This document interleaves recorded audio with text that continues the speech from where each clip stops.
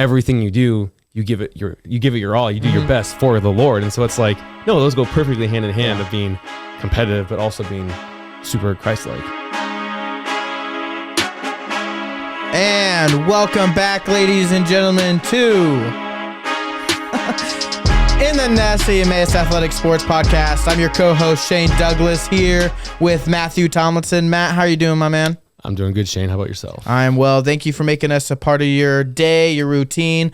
Listeners and viewers, we love you. We appreciate you. Happy Thursday. Happy Thursday, yeah. If you're listening in the morning, it's 9 o'clock Thursday. As this 9:01 Thursday, as this episode is dropping. But it's been an eventful, busy week, I guess. Yeah, it really has. Yeah, same for you. You've been on the road a little bit. Mm-hmm. We'll talk a little bit about more about Winterfest later this episode. That's going to be like a little fun segment, kind of like top 3, top 5, but just some Winterfest memories and kind of talking about it. Some people hear us talk about Winterfest, or students or alum, and they're like, "What's Winterfest?" You know, like maybe some of you families out there trying to listen to see if we talk about your boy students or girl that are here about it. Yeah, it's an awesome time. We'll get more into that, but NFL playoffs are over. Kind of. Still the postseason, but now we got Super Bowl matchup. Super Bowl. We got the Kansas City Chiefs. And the San Francisco 49ers. And the San Francisco 49ers. Brock Purdy representing Iowa State. We got like and George believers Kittle, out there too. Iowa, but very strong Christian. Super strong Christian. Awesome. He went to my home church in Des Moines and spoke a couple times, so that was really cool.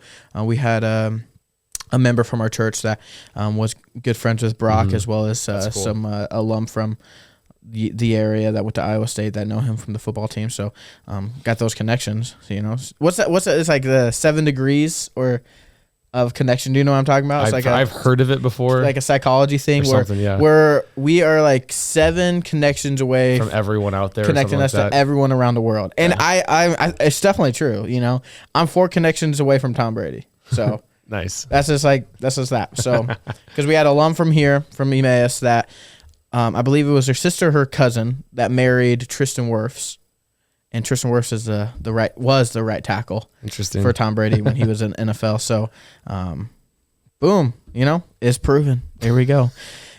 Who do you want to win? Who do you want to win the Super Bowl? I'm sure we're in Iowa, Dubuque, Iowa, so we're going to be talking to a lot of Chiefs Kingdom out there. Yep. But.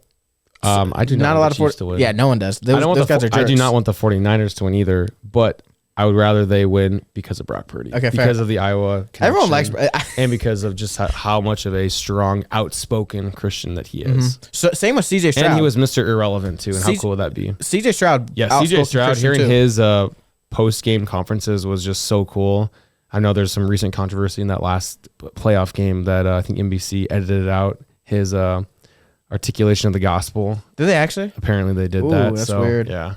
See, that's the thing is like every time when there's a Christian athlete, it's like, okay, Christian athlete or Christian athlete, you know? Like it's really tough to pinpoint the true believers, the people who have really picked up their cross, and you know the Lord has gifted all these players, even the athletes we have here. You know, even us in this room. Like, the Lord has gifted us with many abilities, but like when it comes to like CJ Stroud, just Brock seeing Purdy, the platform that both of them have had and continue to have is just so cool. Just to see how it's like cool. Literally everything, every word that comes out of their mouth is, you know, I'm here because of the Lord. The Lord has put me in this position to glorify really Him. Cool.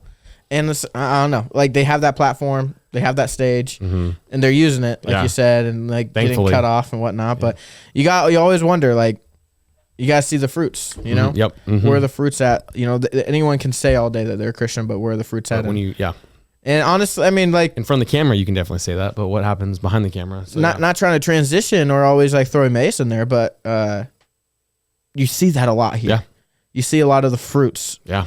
In the game, on the court, on the field, in the classroom. Like, but that's the thing, like in with SLT and everything. Because we're not just recruiting athletes, we're recruiting Christians, believers, students, then athletes. Yep. We are recruiting followers of Christ. If they're a student here or if they're an athlete, that's fine. Yes. You know? So, I mean, honestly, you can look at Emmaus historically. We aren't the most like dominant athletic team. We have our pockets of dominance, but you don't look at us. I don't think any school looks at us as an athletic hub. No. Right? We would love, not yet at least. I mean, not yet. I mean, we would love to be competing and be like have the reputation, the legacy of those schools that are like, oh, circle Emmaus every time you see them on the calendar. And they're Christ-like. You know, but that's the thing is like we've always just had good character overall, which is awesome. We would rather that, but it doesn't always transition to the most athletic students. Yeah, and I think especially like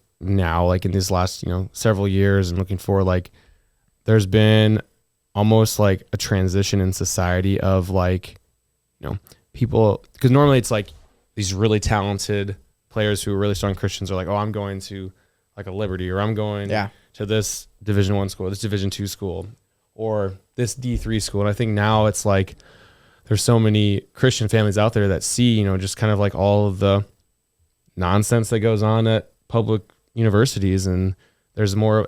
I think things are shifting more back towards the Christian, the Bible colleges, of those are actually valuable assets and places where you can be competitive. Like you always say, like you can be competitive and you can be Christ-like, because a lot of people are like, oh, you can't be Christ-like and competitive, or you have to be Christ-like but you're not competitive. But it's like, no, those two go hand in hand together. Yeah, Jesus isn't like a wallet or your keys that you had to grab every time you leave the house. Like, right, no. This is something that Jesus is something that is always with you. Yeah. Like it's because when people talk about that, it's the whole, you put God in the box illustration. Like you can't, my game's done. Okay, take him out. Oh, my game's on. It's like when you're patting your like body. Like, oh, do I got my keys? Got my wallet? Where's God? Where's I'm about to enter the court. It's like, oh, here's my wallet. Here's just throw it out. I'm gonna go tackle a guy. Those two go so. Because literally Scripture says everything you do, you give it your all. You do your best for the Lord. And so it's like, no, those go perfectly hand in hand of being competitive, but also being super Christ-like. And so I think the shift in especially Christian higher education, like there has been a shift of talented believers have been shifting towards, okay, I think I need to go to a Christian environment and perform there. At a high competitive level. It comes down to the day when you got to ask yourself, especially as a Christian athlete, or even honestly just as a Christian, when it comes to things of the world and your flesh and how it wants to pull you away from Christ-like things, or even having an attitude that is glorifying to the Lord. But asking, okay, what do I want? Do I want to please my flesh, or do I want to please God? Yeah, and I definitely think there needs to be Christian athletes, obviously at public universities, because we need to be a light and a mission out there, but also like those need to be the students that are super mature and super strong in their faith. Because how often do we hear about, have we seen even friends or acquaintances that have gone that route and then they got corrupted, or they were on a slippery slope and they fell down the slope. And so it's like at sundown, right? Luke, by the way, no, I'm just kidding. You last year. We need believers everywhere, but especially like those that can be here and just fully study the Word of God, get that professional degree, and play athletics, and then continue their ministry, whatever it is. If it's at home, if it's in a ministry, if it's in their professional job, after they come study the Bible, and they get to jump in there fully afterwards. Yeah. And like you said it, like we need Christian athletes, we need Christians, strong Christians in public schools, and to see someone like Brock Purdy and CJ Stroud and where they are now, how they went professional and where they have taken their career and still like be devoted, be still honoring to the Lord is extremely impressive. And I'd love to just like, I know Sports Spectrum has done a bunch of stuff with Brock Purdy, but just hearing, I'd love to hear just like talk to them about like how did you, when you were in Iowa State, or CJ Stroud was at Ohio State, like how did you get yourself in a circle of believers or in some sort of SALT or Christian ministry? That's what I would say, to elevate people around you. And I'm sure when they were there, everyone knew them as the Jesus guys. Yeah, on the I'm not team. sure if Brock Purdy was involved with SALT. I wonder. I had a lot of friends at SALT during the days because we went to school around the same time, not together, but because I was at Emmaus, he was at Iowa State, but. I don't think I would so hear like, him. I wonder what he was doing to continue to build and grow his relationship. But that's the thing is what I was saying earlier. Like I feel like a lot of people and a lot of young believers, Christians today, and maybe some listeners that we have, high schoolers, are taking the field and saying, okay, am I going to be a good athlete? Am I going to be what's the highest level I can get to? Am I going to be a good player, or am I going to be a follower of Jesus? And they think that there is a decision between it's one or the other. For sure, I'm not saying that you you just have to follow Jesus. But the thing is, like, you can do both. Yes. And that's what I feel like is a direction that a lot of young Christians feel like they can't go. And that's just within the athletic realm. Right. And this can be used and explained through a bunch of other situations. So, you know, if it's drama, if it's music, if it's there's loves and there's passions education, that we have here on earth, that, you know, the Lord has given us those passions, those desires. And it is all right to seek those. Yes. As well as seeking the Lord. Yes. You know, honoring the Lord through those things. So just take both. So that's the platform he gave you. It's not just saying, okay, well, I guess if I want to be successful in, you know, soccer, I got to make it my idol. No, you know, that's not it. Like, oh, that's wrong. It is wrong, right? Honor the Lord through everything. Yeah. Honor the Lord through your actions. You know, be a good steward of your time here. Be a good steward of your time with soccer. And if he gave you those talents, utilize those talents for him, not for yourself, but for him. The answer can be both, right? And sometimes the Lord takes it away. You know, it takes away through an injury. He takes it away through many other things, a change of direction, or a conviction in your heart of maybe it is an idol. And like, shoot, I gotta walk away and evaluate or something. And being at Emmaus, I feel like we have came across a lot of athletes who have turned away from sports because this became an idol in their life, or they honestly their play kind of went down because they realized, I've been putting too much time to this. I need to put more time to the Lord. Or we've seen even like some where before Emmaus, they realized that sport was their idol and took a step back, and then came to Emmaus to study the Bible, and then said, "Oh, you know, the Lord seems to have given me back me wanting to play," and then they come here and play, and then they perform very, very, very well. So that's been cool. Like when that has happened, where it's kind of like almost like, hey, pause, let's think about this, let's pray about this, let's reevaluate your life. But then, oh, here it is again for you to use and fully glorify the Lord through it.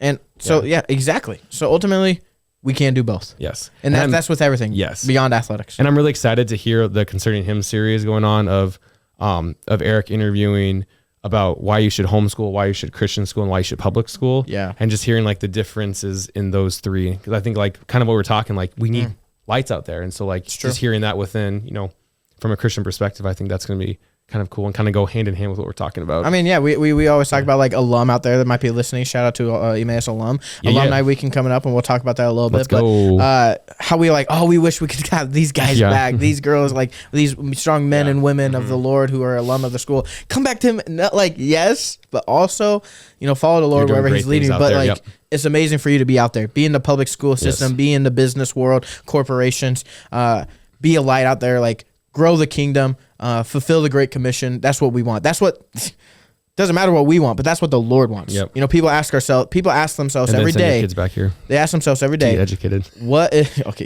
sure. Yeah, it's true. They ask themselves every day, what is the Lord's will for me in life? Yeah. And we all know the Lord's will for us in life, and it's the Great Commission. Yep.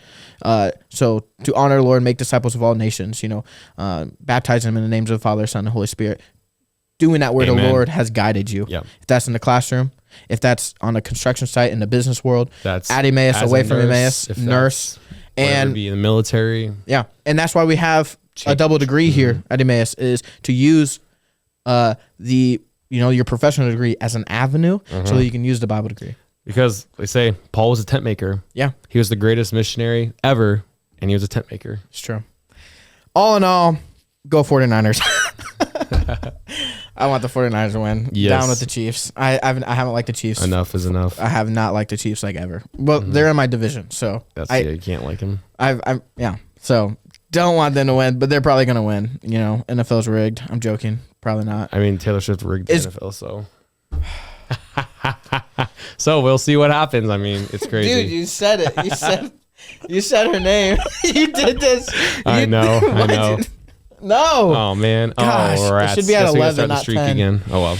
Oh. But yes. Anyway, moving on. Down to zero. Emmaus Athletics. It's good for business that she's there. It is good. Yep. That makes a lot of money. But so we had 3 games that we're recapping. 2 by the women's team and 1 by the men's team. We'll start with the men's team because we only had 1 game. But we played Central Christian College of the Bible on Saturday. Hey man, what an up and down game. I mean, we've been kind of in a groove these last 3 games, especially shooting wise. Like we've been shooting the ball a lot better than we have in recent, like the rest of the season. And so we actually shot the ball pretty well on Saturday. Central, super athletic, really good team. Yeah. It's been crazy this year. I feel like they've always been that way. They really have.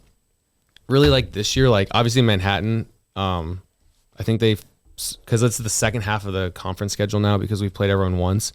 Manhattan went 6-0, but then everyone else has beat everyone. And so it's just kind of like, it's been like a real battle out there. So we played Central. We were up 5-7 in the first half. They ended up taking a 2-point lead in the halftime. And then we went up 9 in the second half. Mm-hmm. And then just could not quite finish it out. And they ended up winning by, I think it was like 9. But it was really encouraging because, like, you know, obviously a loss is a loss. But, I mean, I feel like we played as well as we could have played without getting the win. Like, I think we've really kind of turned our gear this season of, like, the things have shifted. And I think that's been really encouraging. But because, like, everyone has those games where you play the best that you can play, but it's just not quite good enough because the other team's better. And so that's kind of where we were at. So we'll back down there, or we are back down there to play them in, I think, like 3 weeks. So it'll be good. But that's good. We're getting there. But yeah, then moving on to the girls. Super exciting for the girls. They played Central, obviously, on Saturday. And it was a fun game. They fought really hard. And they got the win, which is so exciting, which is awesome because they surpassed their win total from last year. And so on that game, so that was super exciting. And that was a really big conference win which for them. Which they got that win total in conference at the conference tournament. So, I mean, who knows? Maybe we'll double it. Yeah, who knows what will happen. Anything can happen in tournaments. And then on Tuesday night, they played Maranatha again. Maranatha drove down, which is interesting because I don't know what happened because originally both teams were supposed to play, but then Maranatha guys couldn't come down, but then they ended up playing Moody instead, but they're coming down in like 3 weeks also. So it's like, I don't know, but the girls played. They don't like you. I know, I guess not. You specifically. Yeah, me. They don't like me anyway. They had a tough game. I think they lost by 5 or 7 up there. Our girls did to Maranatha. And then they ended up, couldn't quite pull it out at the end. It was kind of in waves. Like Maranatha went up 10, then we went up by 8, and then they went up, and then we went up, but then they ended up pulling it out. And I think they won by, let me check my notes. They won by 9. And so it was really tough. We were down a starter. There was a lot of emotions going on in the day, but the girls really surrounded each other and came together. And so it was encouraging to see, that, but couldn't quite get there. But and they were down a player. But what I really like about the girls team this year is just how they have really came together through adversity, through losing a player of Brill last semester, graduating at semester, bringing in some new talent, and just how they've. It's a lot. It's hard to bring in 3 new girls and then like. You would think it would just like help the team right away, but no, like it doesn't. It's just it's challenging. It's just changing the culture. Culture changes with just one little like swift of wind coming through. Exactly, but it can be a good thing because I know change is hard no matter what it is, but like also change can be good. So I think like having 3 new girls come in, like that's hard for the rest of the team, but that change is good because it's going to help elevate everyone. Yeah, because then the coaches, it pulls the coaches' attentions away to like bringing in those girls, making sure they feel involved and loved, and they fit everything. But I feel like the women's team this year has done a really well job. I think so too. A really good job at doing that. Good job, ladies. Yeah, good job. Shout out to Coach Sharon, Coach Alex for doing that, and even Coach just Tiff. Congratulations, Coach Tiff, by the way. She got engaged the other day. There we go. And then also the upperclassmen. Yeah. Just, pouring what a big opportunity for them to lead. So, But speaking of upperclassmen, this upcoming week, we play tomorrow, play Ozarks in town tomorrow. And then Calvary comes down on Saturday, and it's senior night. So we have 4 seniors on the guys' team. That's a lot. What, 4 seniors on the girls' team? Yeah. Yeah, because of Abril too. So 8 seniors, which that's a whole. Dude, I don't think we've had 8 seniors combined. Who do we got for the guys team? So we have Zach, Seth, Quan, and Jacob. Okay. And then for the girls, it's Abril, Hannah, Brooke, and Anna. Okay. Those are some strong players too. Yeah. Not just like. On the court. On the court, you look at it like, okay, strong players on the court for sure. Like, losing Hannah will be really tough. She's a dog off the board. Biggest post in the conference. Oh yeah, and then losing best post in the conference. Losing Quan and Seth and everyone Jacob there. And Zach and just losing Anna, Zach coming back, such a fierce competitor. Mm-hmm. It's been so cool to see Anna's growth in these last 4 years. It's been amazing to see that. I mean, all of them, and like even like some of the girls like stepping up and coming, helping out with the team. Like when they weren't originally coming here to play basketball, but most importantly, just who they are to the community. Yeah, it's gonna be really tough. That's like always the saddest part. I know. Losing the freshmen or the seniors and seeing them go. But it's my least favorite part about college. Yeah, is seeing. That's why you haven't left. My favorite part, whatever. My favorite part is seeing. On graduation day of seeing the students walk across the stage and then seeing like from where, cause this will be like my 7th class, I think that I've been a part, like that I've been since I've graduated. But seeing like them walk across the stage and seeing like, okay, I know where you were your freshman year to know where you are now, and praise the Lord for that change and that difference. But then like you said, yeah, just knowing like, and we're going to lose their leadership. We're going to lose just the huge like benefit and asset that they've been to the Emmaus community.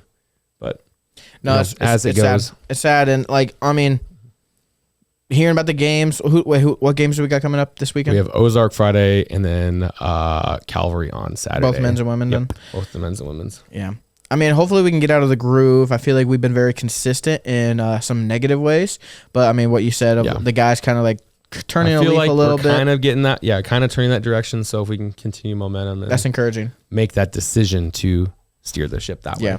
So as long as you can, steer the shift, and I mean the ship, but like also shift the ship, whatever. Stick shift your fist bumps, and not putting anyone down, but like losing those seniors. I mean, brings in. Oh yeah, I mean, means we're having like a new culture, like a new team that coming incoming, recruits for the girls team have. Like you're losing 4 like starting seniors. Yeah. Like that's so much. Like that's a big loss. That's so much opportunity. And same for us. Like. There's so much opportunity for even the returners and then the incoming players next year. Like it'll be. I like what you said of the word opportunity. Opportunity. Because the thing is, there's a lot of players, and we're recruits for Emmaus. Yep. We're both sports minded guys. That's why we're on this podcast. So no matter where we go, we're recruiting students for the school. We're also looking at athletes, right? And time after time, and this is for you, alumni, and friends of the school. If you know someone who's athletic, who wants to play sports, like who's competent in their sport. Yeah, exactly. There's so many high school players that go to a school and they don't play. Yeah, they don't play, right? And like maybe it's a bigger school. Maybe you could say I'm in Division 3, or like maybe Division 2. But I haven't left the bench in 3 years. What's the point of that? What's the point of that? If you want to play a sport, if you love the sport and you want to play, but also like you have to like put effort in. Like I hear freshmen like at most places, and especially like, a lot of our programs are younger, like with new coaches, but like freshmen really don't play unless they're like game changers. Like most places you don't play freshman year. You get better, and then like your sophomore year rolls around, and then you get that opportunity to play. So like regardless, this is my coaching hat on, but I mean, I didn't play a lot my freshman year. Yeah. Honestly, I played more my freshman than my sophomore year, but then that was reason for me to be like, I got to get better. I got to make it so that the coach has to play me because of how I perform. And so like, there's so much of like, you have to put in that work. And that's the great thing. Like, at our level, like you're not married to the game. It's not like you're conditioning in the morning, and then you go to breakfast and then class and then lift and then class. And then you have practice and then you have film session. Like, no, like we have practice rules, and like, you have so much time to do school, to do social, but also there's plenty of time outside of practice to work on your craft. And that's important. Yeah. When you're like, coach, how come I'm not shooting the ball well? Well, how many shots have you gotten out of practice? I shot on my Nerf hoop. That's my Nerf hoop. Yeah, that's what it is. So. I mean, I remember Stevie Haran, who when he was a student here, he was always putting like during the seasons he was good. He was always putting shots up in the gym, like always in there. Always. Right? And the thing is, he was also super busy outside of class or outside. He was an RA. Yeah, he was same. Everything. Same. Yeah, but yeah. So like it does take more. Same. Oh, RA. RAs. Yeah. Same. But Smart 2, baby. I was Harlow 2 center. It's tough floor.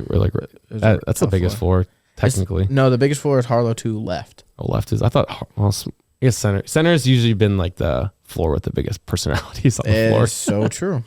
I had a pretty tough year. But, yeah. No, I mean, with all that said, if you're an athlete out there, like, take a look at us. Like, see what we can do. You're probably going to choose, a bigger school, maybe a bigger Christian school, and not play. If that's where you're Barely at, go play. back to the first part of the podcast and listen to that. Exactly. We have those are the students we want. We want students. We don't just want. We want you to We don't be want here. student athletes. You No. know, we want. I don't even know. Christian student athletes. Exactly. Yeah. We want someone that can glorify and honor the Lord Yeah. on the field, on the court, just as much. Like, as how do you off. benefit us in student life, academically and athletically? Like, it can't be like. It has to be all of them. It's a lot. It's a different mold here. Yes. But I mean, we tell people all the time, especially you guys. On But even the like athletic within side. that, like, I mean, we've won five or six, No, like, seven conference we have our championships. pockets. We've won 4 or 5 regional championships. Like, so like, we've been successful. Like, No, obviously yeah. we're not winning like 100%. year after year after year after year, but still like. And we've saying, only like, had 1 year, honestly, not even 1 year with a full coaching staff. Like, this is the first year with a full coaching staff. Mm-hmm. So just, I mean, yeah, man, anything can happen. it's And good things are happening. Lord has really been blessing us lately. So looking up from here. So that's all we really got to Yes. say. And like, you'll get playing time here. You'll get mentorship more than that. Like, it's if you more. put the work in, you'll get playing true. time here. Hey, that's fair enough. But like, it goes beyond the court. Yes. And that goes with your relationship with your players. Yes. So it's really cool. All It good is, stuff. honestly, really all is. good stuff. But we're looking forward to this weekend. The alumni game. Let's go. Are you playing in it? I am playing it. Hopefully I won't break my foot again this year. It's my brother. You gonna wear your bandana? I have to. That's what I wore back in the day. But yeah, we have, I think, 17 to 18 basketball alumni coming back for the alumni game. It's 10 a.m. on Saturday. Is Nick Alumni Fairley versus coming back? alumni. No, he has a game that he's coaching. Rockford. Yeah, sorry, Nick. We couldn't move the alumni game. Did he ask? Yeah, I think so. I'm sure he did. I'm sure he did. I love Nick. And then I think there's a women's basketball meet and greet. So, Okay, yeah. because they're not doing a game, but yeah. So Oh, really that's excited. I mean, I think there's close to 100 alumni and family of current students coming in for this spring alumni weekend. So That's gonna be fun. it should be a lot of fun. I love it when people return to campus. It's the best. New Especially faces, this old fall faces. when we had like 300 people come back. Like that was insane. That was insane. Like, That was gym wild. nuts. Every time you turned, you're like, there's someone that you know. Yeah. It was great. And it's fun, like since we're recent-ish alumni, like seeing friends that come back from when we are students, like that aren't local, like that's always fun and exciting. I love it. Is it too late to sign up for that? No, I don't think it is. I think you Yeah. can So sign- if you're alum and listening, and you had no idea this was going on, get in the car and drive. Yeah. Be here tomorrow at go to our website. 9 or 10. Our website's easy to navigate. Chapel starts at 10, so be there by chapel time. So or even just look on the website, Yeah. find the right people to Or email. come in time for dinner. for the Contact game. us, comment on this. Really super easy ways to get in contact and find out more information about the alumni weekend. So please register for that. We would love more people to meet new people, as well as to Bring our old your friends. prospective children, students. There we go. Come check out what your alma mater was. Well, besides that, we also had Winterfest. Winterfest. Winterfest last weekend, which went super fantastic. Was really fun, really great. We haven't really had a full Winterfest for a while. No, we haven't. A lot to do with COVID. And finally, they brought back live skits. So the past 3 years, Thank you, Joel. Thank you, Joel. Thank you, Joel. Dude, you always interrupt me. Thank you, Joel. The past 3 years, we had video skits, Like a hybrid. and they Winterfest wanted. kind I don't of. think they really decorated the halls too much. Or at all. No, they not only really. decorated a classroom. So, but this year was good. I participated in the Winterfest a little bit this year, mostly just going to skits and watching the games and yelling at people. So that was always fun. Telling people, what they're doing wrong, but you're not like actually playing. So it's great. No, it Nice. was. What was I saying before? It was a good stepping stone To the old Winterfest. to the old Winterfest. mindset, yeah. Like honestly, we haven't really scratched the surface yet, No. but I think Especially from back in the it gave a lot of the freshmen I was talking to. They were had very low expectations. They thought it was going to be super dumb and not fun at all. They had no idea what it was going to be.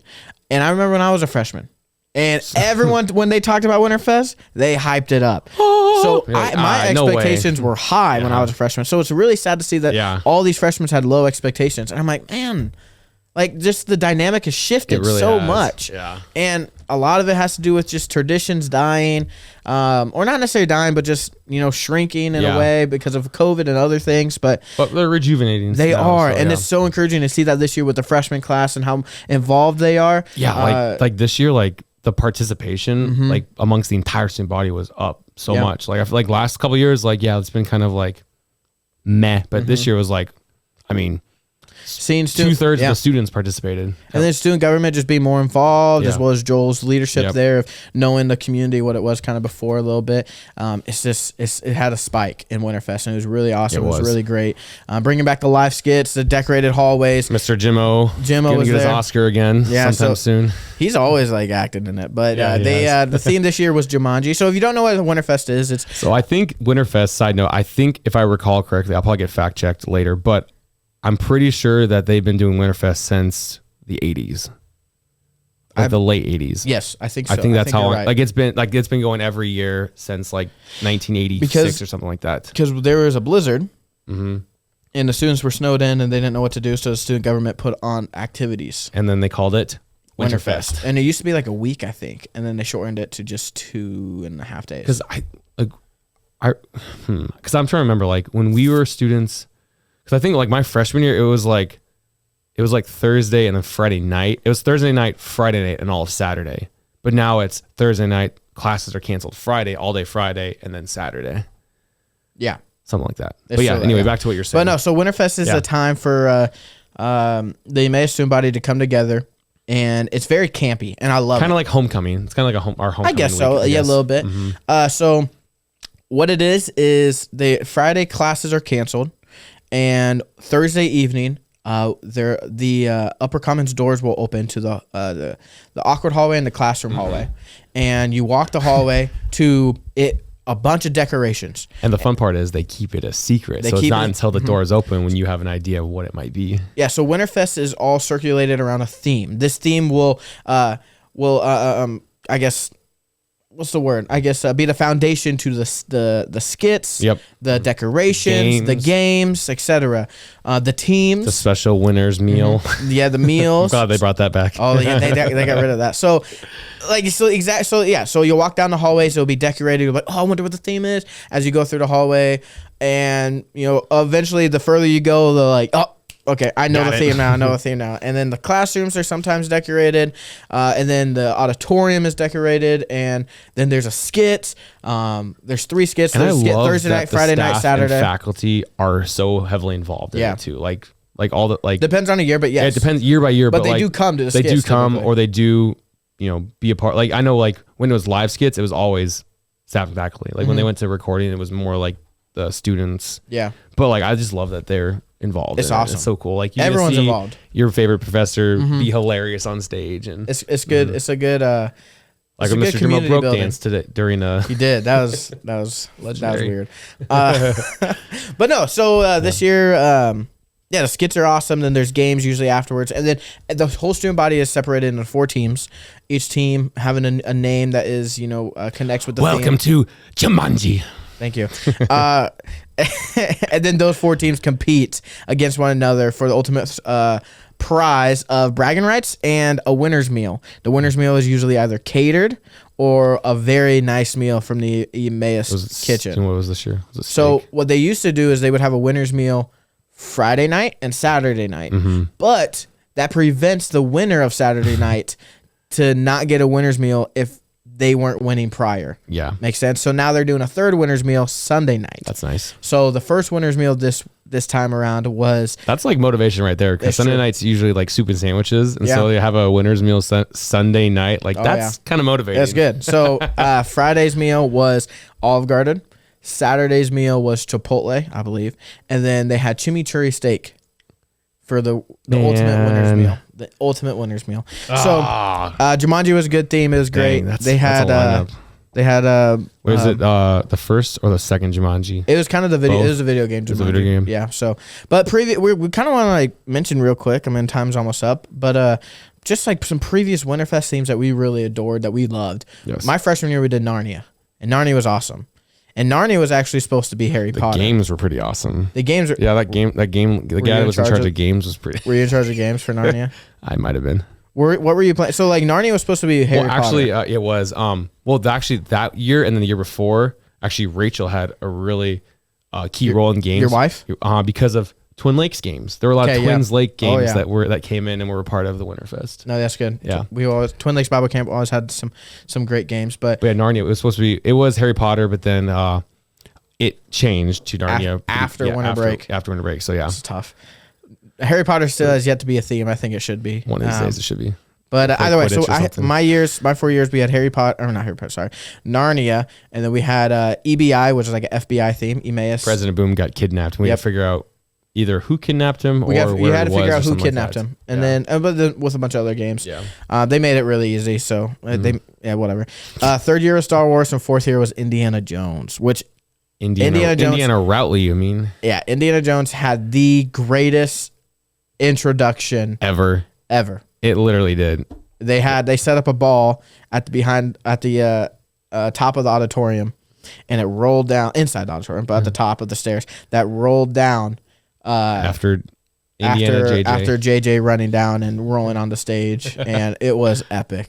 It was the greatest introduction to Winterfest, opening theme that you could have. So it was great. Besides those, I am a little biased because I was hard on work for hands-on work with the EBI my sophomore year. But even with, I think, my bias aside, I still think that was the best year. The best one. Yeah. Narnia was really good too. Yeah. So I would say my freshman year was Survivor. Okay. That was amazing. That was so good. Like there were so many, it snowed. And so there were a lot of Survivor themed games outside and that was really cool. And then my sophomore year, which was the year before your freshman year, it was Roman Empire kind of Clue-ish. So like there were 4 sons and there were 4 of our professors, and one of them assassinated the emperor, who was Dr. McLeod. Yeah. And so we had to figure out who the assassin was. But I've heard, so like those were really fun. That's good. Those are fun. Those are really, I was team leader in one of them because I was an RA that year. But I've heard like a couple years prior they did Clue. Yeah. And that was really good. Legit. And then I heard they did Lord of the Rings. Like I don't remember what year it was, but I think it was middle 2010s. But I heard the costumes for that year were just, and the decorations were just amazing. Yeah. And everyone just loved it. So Winterfest used to always be. I think Mr. Manny was Gandalf. Really? Oh, of course. That's fair. Yeah. But Winterfest used to be like always top notch. Like Broadway production. Like this was like legit. Like honestly it was. Yeah. Like a thick script of so much content, so many lines for the actors. And it's gotten just like, it's watered depleted, down. Watered down. But this year was a good year to kind of bring it back, to let people know like these are like this is what it actually is. This is what it is, But the bar has like always been high, for some of us. So I'm glad for this freshman group, like the bar was set at where it was. So like it's only going let's up exceed from there. it. Let's break it, So it's really awesome to see that. Man. Yeah, EBI was awesome. What I really liked about EBI, so you explained a little about Romans. EBI, my sophomore year, which is the FBI theme, we had an interactive hallway. Oh, yeah, so that was pretty cool. It was tough actually. Decorating a hallway because it was like FBI, like, oh, what do we do? So the classroom hallway was normal, but the rooms were different. All 3 rooms. One was President Boom's office, just like ransacked, paper everywhere, broken things. Second room was the vice president's office, and that was Shayla, who was the president at the time. Student body president. Yeah. So she was like on the phone, like looking frantic. The third office was like a police investigation room where we had actors. So we had actors in the hallways. So we had police officer actors that were like sitting around a table eating donuts. They were students and or staff or faculty. Yeah. And they had donuts off to the side for all the other students to like pick up. But there was a big board of like, who did it, or with the lines that connected, that was like pretty cool. All the suspects, and they were just yelling at each other and everything. It was like, I heard it was super. I didn't know what was going on because I was behind stage. I was in the skit. It was pretty entertaining. But I heard it was like I just heard it was like super interactive. The first hallway was like cool. The first hallway was like a street. So they had they opened up the doors to the Marble Chapel, and you could go inside a little bit. Yeah, that was pretty. Eric Robinson was a homeless man. He ended up getting like $5 from walking around begging. He didn't have a shoe on either. But then we had like 7-Eleven. We had like a grocery store. So it was super interactive, and like legit. Normally, when you go through the hallways, you're waiting outside the auditorium for 20 minutes. Yeah. There, no one was out there. They were doing cool like stuff. 5 minutes before. So everyone was just taking their time, like seeing everything. So, but the greatest Winterfest moment was from that year. It was our basketball game that year. We were playing the number one seed Central Christian College of the Bible, who we just played, and that was the year that Stevie scored 42 points. That was the year that we ended up winning. I can never remember the final score, but it was like 130 something to 65. Dang. And Stevie and I combined for 65. I remember that. points. I was yelling at you. I was telling you to shoot the ball. And I think it was an amazing game because I think him and I both combined for 19 threes that game. It was just because you were hot in the first half. Yeah, I was like, bet. It was so funny. Yeah, because I always joke like this. I said I hit 7 threes in the first half, and Stevie said, "Hold up!" So he hit 8 threes in the second half, and because he also hit 4 in the first half. Because you had I think you had like a buzzer beater in the first half. Yeah, I pulled up from like half court. You did. I told you to shoot it too. Do you remember that? I do remember that. I was like, shoot I remember you just hearing Shane, shoot it, Matthew, shoot it. But yeah, that was that. It's always fun, like with Winterfest being around a basketball game, and like that, everybody goes. Yeah, everyone goes. Like, even like here, like there's so many like fun signs, and it was packed. But yeah, so it's always a fun time of like just connecting. Yes. You know, the events with the student body and the whole faculty staff, and centered around the basketball game a little bit of. Just the student section is huge and super fun, and it's great. So that's just a little taste of the community here at Emmaus. That something that I think Matt and I could like literally have like. We could probably talk for hours about it. We could talk about like another 40 minutes about Winterfest, just because from memories and being active and involved in the community, and like just looking back and laughing at friends and the fun memories, stuff, the awkward stuff, the great stuff. Man, it's such a great time. Winterfest is it's in the center of the year because it's kind of like it's the biggest event of the year and of the second semester. Yeah. Oh, I always look forward to it. Oh, yeah, me too. It's a great time, and it's just a little taste of the community here, and what you can have at Emmaus. And if you're an alum of this or a friend of the school, and you know about it, then let us know some of your favorite Winterfest. Oh moments. yeah, 100%. Definitely, please. I've seen like some old videos. You got the Winterfest linebacker. Yes, I can't remember his name, but he's a Jesse. What was it? Jess Hubner. Jess Hubner. Yep. The Winterfest linebacker. And greatest video of all time. Look it up on YouTube. It will make your day. It will. It is hilarious. The EBC Winterfest linebacker. Look it. I'm gonna watch it after this episode. I'm gonna actually, have to too. It is. Jess it is Hubner, an amazing video. It is. Oh, we won't even tell you about it. It's so good. They can't remake it. This is like the one video I won't let anybody remake because it's so good. It's so good. But yes. I guess with all that said, we'll be changing that sign behind us next episode. Thank you, Matt. Yep. Gosh. Golly, man. But thank you for making us a part of your day, everyone. We appreciate it. We love you guys. We love the support. Like, comment, share, subscribe. Make sure to tune into Concerning Him and the other podcasts that are going to be coming out. Stay in touch with our social media, the athletic social media, as well as just the Emmaus one. And admissions. Follow our admissions page on Instagram. We're doing some fun stuff. We just dropped a fun video from Winterfest, actually, interviewing students about trivia. So check that out. I'm in it. But I liked it. It was pretty fun. So like, subscribe. Thank you for listening, everyone. We appreciate you guys. You have a great day. It's a great day to be an Eagle. There we go.